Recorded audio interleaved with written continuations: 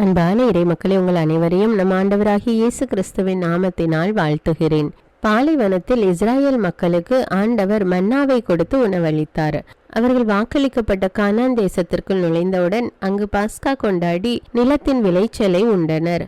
நிலத்தின் விளைச்சலை உண்ட மறுநாளிலிருந்து வானத்திலிருந்து மன்னா பொழிவது நின்றுவிட்டது. மக்களே, ஆண்டவர் நம்முடைய தேவைகள் என்னவென்றும் அதை எந்த நேரத்திலே எவ்வாறு கொடுக்க வேண்டும் என்றும் நன்றாக அறிந்திருக்கிறார்.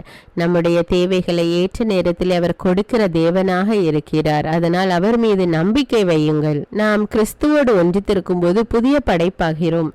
நாம் பாவ நிலையை விட்டு ஒப்புரவாக்கப்பட வேண்டும் என்பதற்காக பாவம் அறியாத இயேசு நமக்காக பாவ நிலையை ஏற்றார். பாவத்தின் சின்னமாகிய சிலுவையை சுமந்தார்.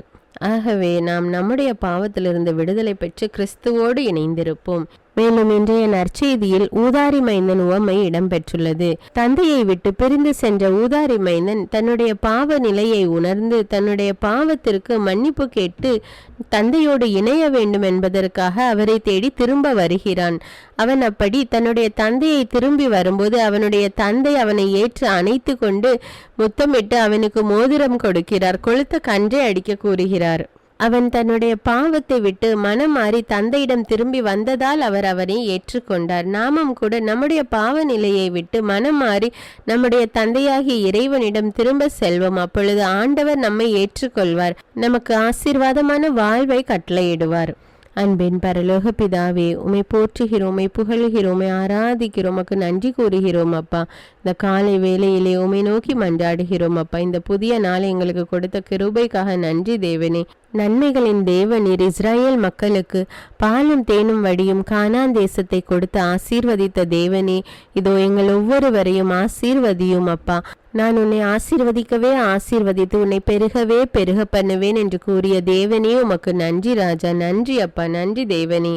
ஆண்டவரே, நாங்கள் உம்மோடு இணைந்திருக்கும் போது ஒரு புதிய படைப்பாகிறோம் ராஜா. எங்களுடைய தவறுகள் பாவங்களை எல்லாம் மன்னித்து எங்களை தூய்மையாக்கும் ராஜா. ஒரு ஊதாரி மைந்தன் தன்னுடைய தந்தையிடம் திரும்பி வந்து தன்னுடைய பாவங்களுக்காக மன்னிப்பு கேட்டு மனம் வருந்தினது போல ஆண்டவரே, இதோ எங்களுடைய பாவங்களுக்காக இதோ உம்மிடம் மன்னிப்பு கேட்கிறோம் ராஜா. மன்னியும் தேவனே. எங்களுடைய வாழ்விலே நாங்கள் செய்த எல்லா குற்றங்கள், குறைகள், தவறுகள் ஒவ்வொன்றுக்காக மன்னிப்பு கேட்கிறோம் தேவனே. எங்களை மன்னியும் தேவனே. மன்னித்து எங்களை நிறைவாக ஆசீர்வதியும் ராஜா. எங்கள் ஒவ்வொருவரையும் ரத்த கோட்டைக்குள்ளே ஒப்புக் கொடுக்கிறேன் தேவனே. எல்லா துதிகான மகிமை உமக்கே செலுத்துகிறேன். இயேசுவின் இன்ப நாமத்தில் ஜெபிக்கிறேன், ஆமீன். முதல் வாசகம். யோசுவா நூலிலிருந்து வாசகம்.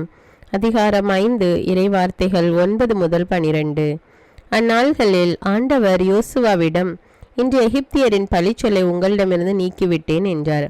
இஸ்ரவேலர் கில்காலில் தங்கினர். மாதத்தின் 14ஆம் நாள் மாலை எரிகோ சமவெளியில் பாஸ்கா கொண்டாடினர். பாஸ்காவின் மறுநாள் நிலத்தின் விளைச்சலையும் புளிப்பற்ற அப்பத்தையும் வறுத்த தானியத்தையும் உண்டனர். நிலத்தின் விளைச்சலை உண்ட மறுநாளிலிருந்து மன்னா நின்றது. இஸ்ரவேலருக்கு மன்னா மீண்டும் கிடைக்கவில்லை. கானான் நிலத்தின் விளைச்சலை அந்த ஆண்டு உண்டனர். இது ஆண்டவரின் அருள்வாக்கு. இறைவனுக்கு நன்றி. இரண்டாம் வாசகம். திருத்தூதர் பவுல் கொரிந்தியருக்கு எழுதிய 2ஆம் திருமுகத்திலிருந்து வாசகம். அதிகாரம் 5, இறைவார்த்தைகள் 17 முதல் 21.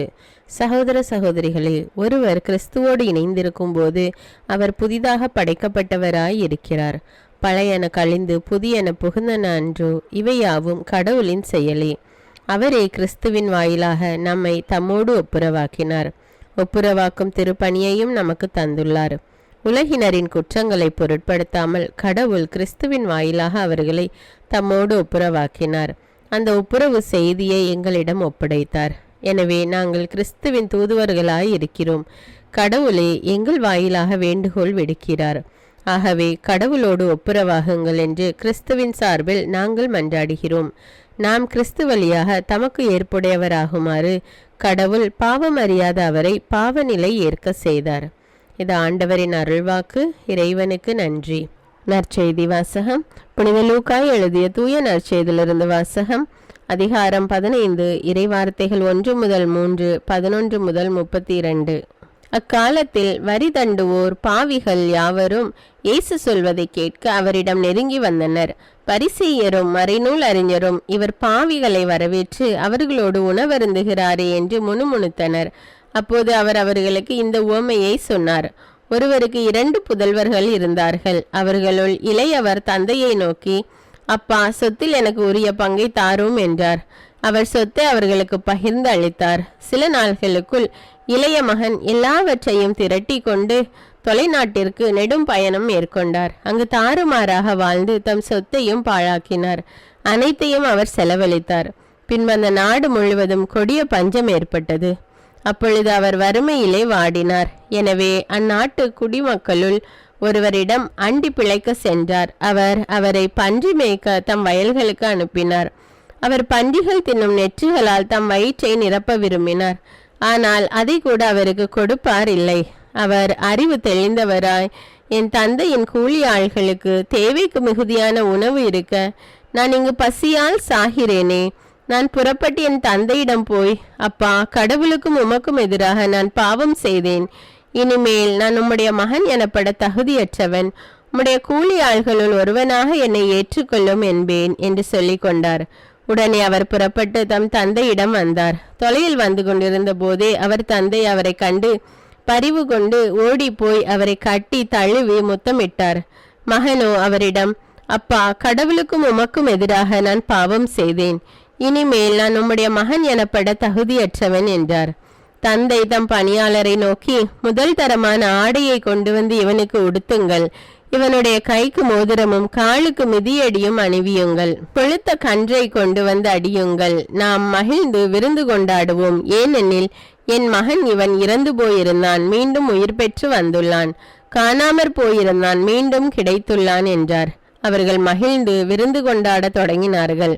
அப்போது மூத்த மகன் வயலில் இருந்தார். அவர் திரும்பி வீட்டை நெருங்கி வந்து கொண்டிருந்த போது ஆடல் பாடல்களை கேட்டு ஊழியர்களுள் ஒருவரை வரவழைத்து, இதெல்லாம் என்ன என்று வினவினார். அதற்கு ஊழியர் அவரிடம், உம் தம்பி வந்திருக்கிறார். அவர் தம்மிடம் நலமாக திரும்பி வந்திருப்பதால் உம் தந்தை கொழுத்த கன்றை அடித்திருக்கிறார் என்றார். அவர் சினமுற்று உள்ளே போக விருப்பமில்லாதிருந்தார். உடனே அவருடைய தந்தை வெளியே வந்து அவரை உள்ளே வருமாறு கெஞ்சி கேட்டார். அதற்கு அவர் தந்தையிடம், பாரும், இத்தனை ஆண்டுகளாக நான் அடிமை போன்று உமக்கு வேலை செய்து வருகிறேன். உம் கட்டளைகளை ஒருபோதும் மீறியதில்லை. ஆயினும் என் நண்பரோடு நான் மகிழ்ந்து கொண்டாட ஒரு ஆட்டுக்குட்டியை கூட என்றுமே நீர் தந்ததில்லை. ஆனால் விலை மகளிரோடு சேர்ந்து உம் சொத்துக்களை எல்லாம் அழித்துவிட்ட இந்த உம் மகன் திரும்பி வந்தவுடனே இவனுக்காக கொழுத்த கன்றை அடித்திருக்கிறீரே என்றார். அதற்கு தந்தை, மகனே, நீ எப்போதும் என்னுடன் இருக்கிறாய். என்னுடையதெல்லாம் உன்னுடையதே. இப்போது நாம் மகிழ்ந்து கொண்டாடி இன்புற வேண்டும். ஏனெனில் உன் தம்பி இவன் இறந்து போயிருந்தான், மீண்டும் உயிர் பெற்றுள்ளான். காணாமற் போயிருந்தான், மீண்டும் கிடைத்துள்ளான் என்றார். இது கிறிஸ்துவின் நற்செய்தி. கிறிஸ்துவே உமக்கு புகழ்.